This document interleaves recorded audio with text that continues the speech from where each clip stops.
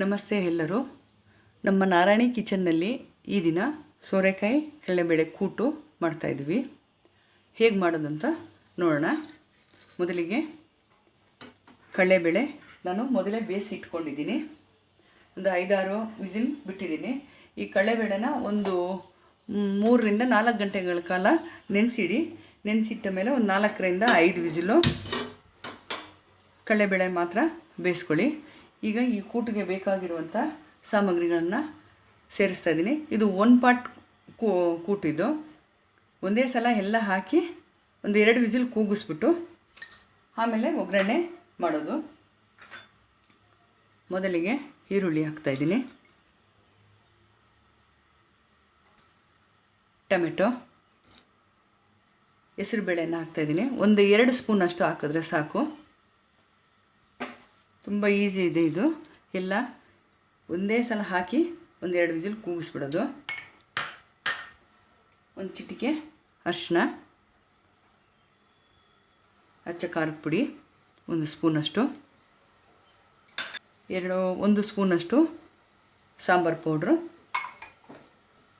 ತೆಂಗಿನಕಾಯಿ ನಾವು ರುಬ್ಬಿಟ್ಕೊಂಡಿದ್ವಿ. ತುಂಬ ನೈಸಾಗಿ ರುಬ್ಬಬೇಕು, ತರಕಾರಿ ಇರಬಾರ್ದು, ನೈಸಾಗಿರಬೇಕಿದು.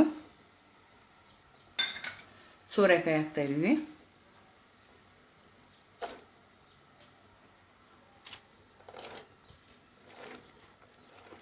ಇದು ಚಪಾತಿಗೆ, ದೋಸೆಗೆ, ರೈಸ್ಗೆ ಚೆನ್ನಾಗಿರುತ್ತೆ ಇದು.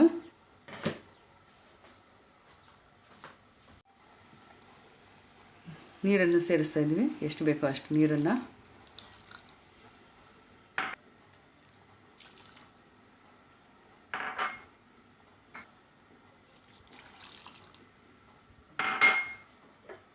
ರುಚಿಗೆ ತಕ್ಕಷ್ಟು ಉಪ್ಪನ್ನು ಹಾಕ್ಕೊಳ್ಳಿ. ಒಂದು ಸಲ ಕಲಿಸ್ಬಿಡಿ, ಕ್ಲೀನಾಗಿ ಕಲಸಿ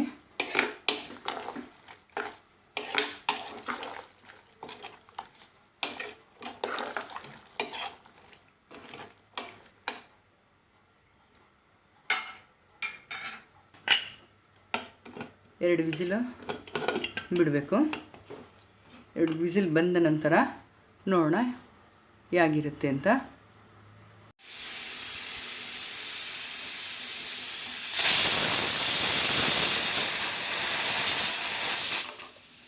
ಈಗ 2 ವಿಸಿಲ್ ಬಂದಾಯಿತು. ಸ್ಟವ್ ಆಫ್ ಮಾಡೋಣ. ಪ್ರೆಷರ್ ಹೋದ್ಮೇಲೆ ತೆಗೆದು ನೋಡೋಣ. ಪ್ರೆಷರ್ ಹೋಗಿದೆ, ನೋಡೋಣ ಈಗ.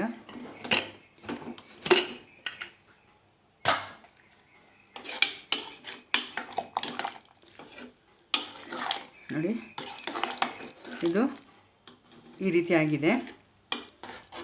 ಹೀಗೆ ಇರಬೇಕು. ನಿಮಗೆ ಇನ್ನೂ ತೆಳು ಬೇಕಂದರೆ ಇನ್ನೊಂದು ಸ್ವಲ್ಪ ನೀರು ಸೇರಿಸ್ಕೊಳ್ಳಿ. ಇಷ್ಟೇ ಸಾಕು ಅಂದರೆ ಸಾಕು. ಈಗ ಒಗ್ಗರಣೆ ಮಾಡೋದು. ಈಗ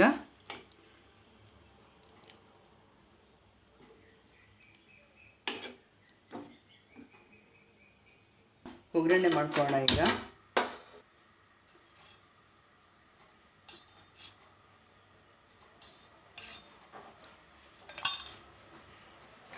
ಸಾಸಿವೆ ಹಾಕೋಣ,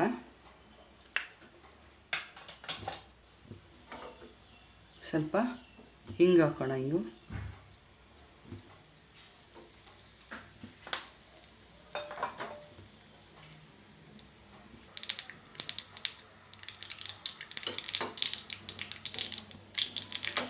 ಕರಿಬೇವು,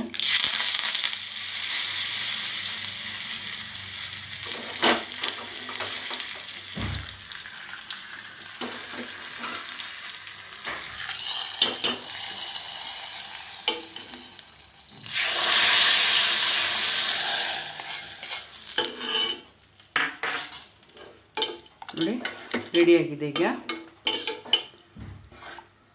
ನಾನೊಂದು ಸ್ವಲ್ಪ ತೆಳ್ಳಗೆ ಮಾಡ್ಕೊಂಡಿದ್ದೀನಿ ರೈಸ್ಗೂ.